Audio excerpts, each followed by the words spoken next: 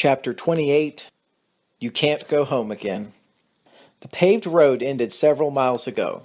The Indian Chief classic bike kicks up dust as it bumps its way down the trail. This bike, like most motorized vehicles, is not meant to use these back paths. His front tire tears and air seeps out. But Coyote doesn't care about his motorcycle right now. He has important business to attend to. He comes to a stop and climbs off his bike, lowering the kickstand. The rest of this journey would be on foot. Coyote searches the back fence for an opening. The fence is relatively new. It must have been replaced since he was last here so many moons ago. Finally, he spots an opening where he can slide through. He slinks his body through the rift and gets his jacket caught on a barb. He fights it and succeeds in gaining his freedom, at the expense of the leather on the sleeve. When he is able to turn around, he realizes he is not alone. 2 Pomo teenagers are holding him at gunpoint. Coyote exhales. "What is it you want?" "We're sort of wondering what you're doing on our property," the younger one answers. He has a smile on his face, befitting a youth with a firearm. Coyote shows no fear, but instead looks at his jacket sleeve. It is going to be expensive to replace. However, a far more likely scenario involves Coyote stealing one. The older teenager barks, "My friend asked you a question. Why are you on our property?" "I was not raised with much respect for personal property," Coyote says. "But let me assess this situation for you. There are 2 of you and 1 of me. You both have guns and I have none. Yet, it is you who is nervous for reasons I cannot fathom." The teenagers look at one another. "You said it. We both have guns. And we are not afraid to use them," the younger one says. "Yes, you are." Coyote paces back and forth. "There was a time when my people would not hesitate to shoot. A time when they were brave. They were at one with nature.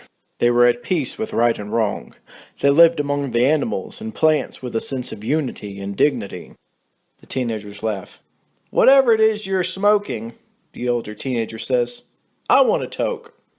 Coyote reaches into his jacket pocket and pulls out a pack of Natural American Spirit cigarettes. He lights one and puts the lighter back into the pack. He tosses it back to the older boy. "I'd offer matches, but I'd fear you couldn't light one." Each teenager takes a cigarette from Coyote's pack. They toss the box back to him. Still, they hold their guns. Any worry Coyote might have had about being shot vanishes into the breeze. Now, if they kept the cigarettes, the game would still be on. "What are you boys named?" "John," the older answers. "Michael." Coyote sighs. "Those names disgust me. Christian names, white man names. Isn't anyone named for animals any longer?" "What about you? You got some kind of animal name? Earthworm, maybe?" John asks. "I am Coyote." This draws a chorus of laughter from the teenagers. "So you're like our creator god."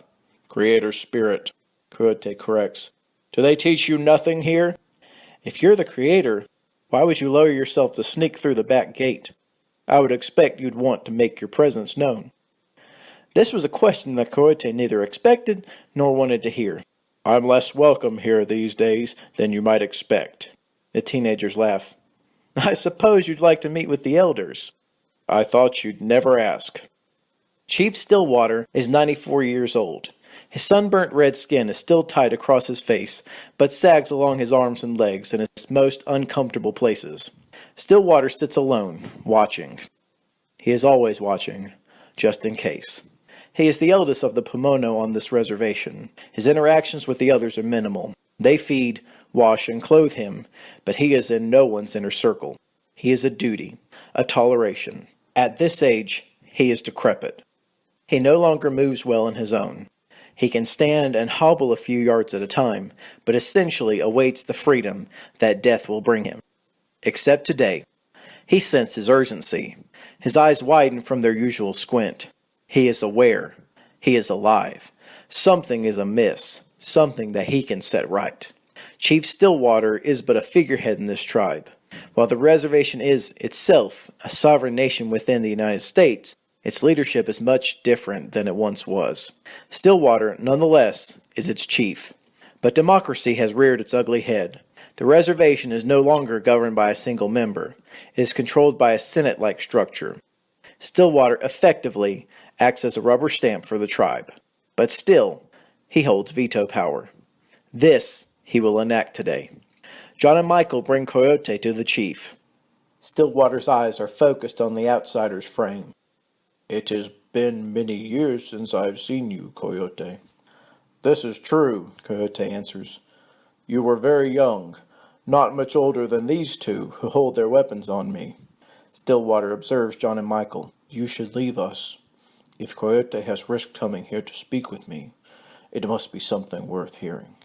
John and Michael take their leave. They can be heard saying as they walk, bringing one crazy to another.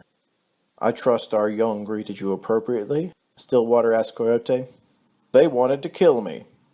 That I call appropriate. Coyote was hoping for an easy meet and greet with the old man. It appears this is not going to be happening. Are there things from our past you wish to bury? Coyote asks. Stillwater does not smile. Our people exist in squalor. We live in poverty. We pray to you, and you do not come. Perhaps you pray to me, but you also pray to the Christian God. You want nature to provide, but you insult it by taking money from the government. You call yourself sovereign, yet you live like dependents. Coyote snaps. Stillwater is angered. My father's father told me of a time where all of the animals protected us. Then they scattered. The white man with their machines and technologies chased their protector spirits away. Why did you leave us? Were you not worthy to the task? Coyote rants. You went willingly. Not all, of course. Many died. How do you think it was for me to see my indigenous creation, my humans, overrun?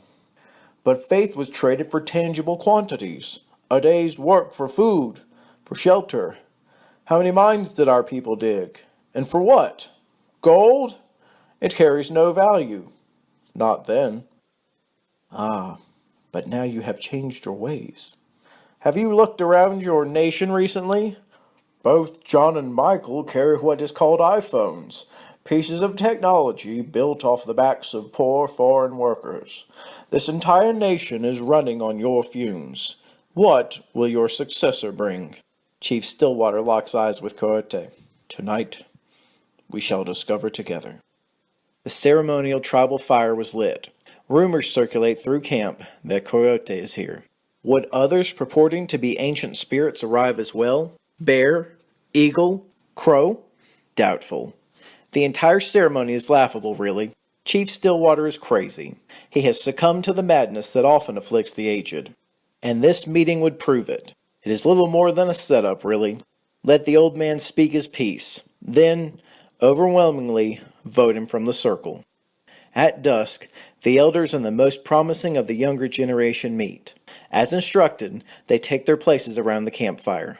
Stillwater sits in his wheelchair, and Coyote pushes him over the gravelly earth to the most prominent position in the semicircle. The others whisper amongst themselves. Stillwater has selected his ritualistic headdress for this occasion. Jokes are cracked, albeit quietly, at his expense. However, he is nevertheless the chief, and at least a modicum of respect must be shown. Stillwater addresses the 9-member group. I gather you here tonight to introduce an unexpected visitor. He is the spirit of the creation of humanity. Coyote has long been absent from our nation, but today he graced us with his very presence. I trust you will show him all the respect that he is due. Samuel Redmond is Chief Stillwater's primary rival. Redmond opted out of ceremonial attire and sits wearing a cowboy button-up shirt and ripped jeans. I am confused, he says. Just how much respect is he due?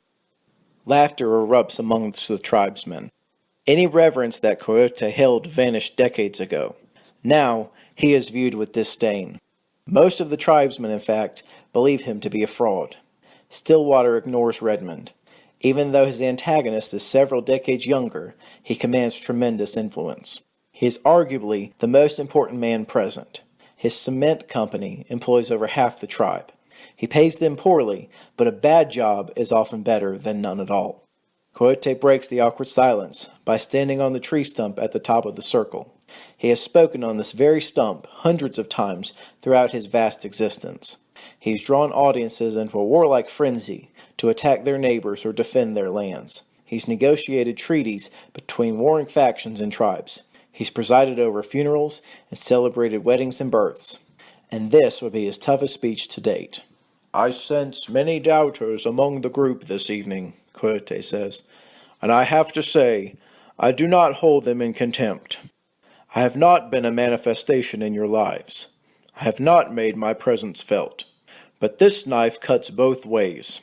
I have not felt a connection with this nation in a great many years. His audience breaks into hoots and hollers. This speaker actually thinks he's the true Coyote. But what difference would it make if he were? They didn't believe in the old ways anyhow. Coyote's agreeable expression turns to one of repugnance. How dare they respond to him in this fashion? I do not think you realize what is at stake here. Redmond can't help but interrupt. And what would that be, Mr. Coyote? Coyote senses that this man has a great deal of power in the tribe, but this only serves to anger him. Tell me your name. Name's Samuel Redmond. I'm surprised you didn't know that, you being a spirit and all that nonsense. Redmond is not exactly a Pomo name, but I do believe I know who you are. One of your great-grandparents went by Red Moon. I suppose you had reason to change it. Redmond chuckles nervously. How did this Coyote know this? Made it a lot easier to get a small business loan. Ah, so you're the businessman on the reservation. Tell me, which of these trailers is yours? I don't live on the reservation. I have a 2-story in a nearby subdivision. Bought it free and clear. Coyote nods his head.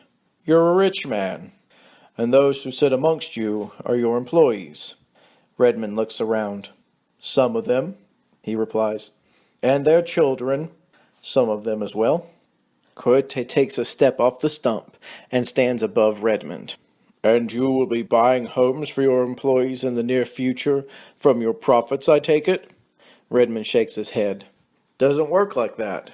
They save their money, they get their homes. Coyote frowns. Doesn't sound very fair to me. It sounds like you have plenty, and they have little. All eyes are suddenly on Redmond.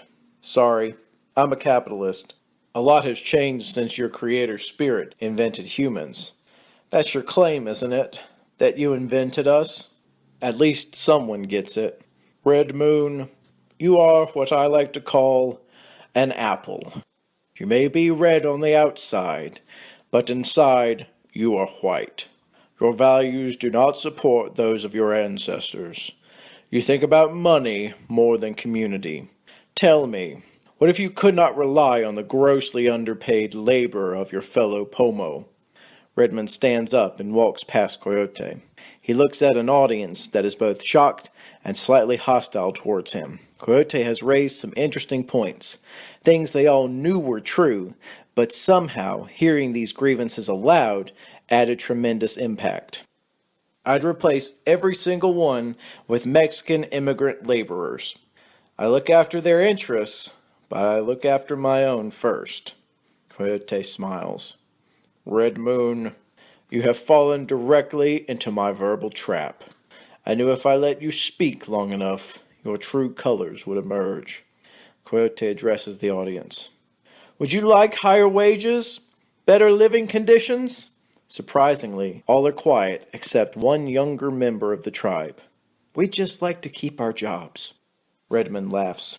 They certainly know where their bread is buttered. Stillwater motions to Coyote. I think we're done here. Not quite, Redmond says. I'd like to make a movement that Chief Stillwater steps down from his post. I rather think that I am the one who supports this nation. I should be given the honorary title to match. I'd like to put this to a vote. There's a slight raise to sweeten the pot. It takes a unanimous decision to remove a chief. Slowly but surely, the tribe casts their stones in favor of Redmond. A teardrop emerges from Stillwater's eye. Coyote moves quickly and wheels the old man away. Once they reach the awning of Stillwater's trailer, Coyote apologizes. I'm sorry. I don't think that went well. I disagree, Stillwater says. They heard exactly what they needed to hear and made their choice. You can lead a horse to water. Right. You going to be all right? Stillwater cracks the slightest of smiles. You have no idea how tired this old man is. I expect I shall die happy in the coming days. I believe I lived this long to experience this very moment. Coyote is saddened. I shall miss you. Fear not. I will be in a better place. Remember what the elders always said. Coyote and Stillwater recite the verbal tradition together. There is no afterlife for those who do not believe. Stillwater reaches up and touches Coyote's face. There are things you must do, are there not? Yes. I have to get back to San Francisco. Trouble is, my motorcycle is missing a tire. Take my truck. I won't be needing it. Coyote looks across the way at a truck that could have been as old as Stillwater himself. Stillwater smiles. Keys are above the visor. Provided it starts, it's yours. Coyote hugs the old man. Tears well up in his eyes. And one more thing. I have a little money. I couldn't. Stillwater is adamant. I have no use for it. These kids will find it and use it to buy drugs. I'd much rather it go to you. I'll pay you back in the afterlife, Coyote insists. Where I'm going, money will not be a priority. But you be careful. You're up to something. I fear you're in over your head. That I am. Perhaps I should finish what I started, though. Stillwater closes his eyes. You can be great once again. The path is for your choosing. I have a mission, and will see it to fruition, Coyote says. You always did, before you lost your way. It was good to see you, my friend. We shall smoke a pipe in the afterlife. That we shall. Coyote takes his leave and crawls inside the pickup. 3 times it takes to turn over, but then it hums. The gas gauge is full. He leaves the reservation, but he has a feeling he will be back.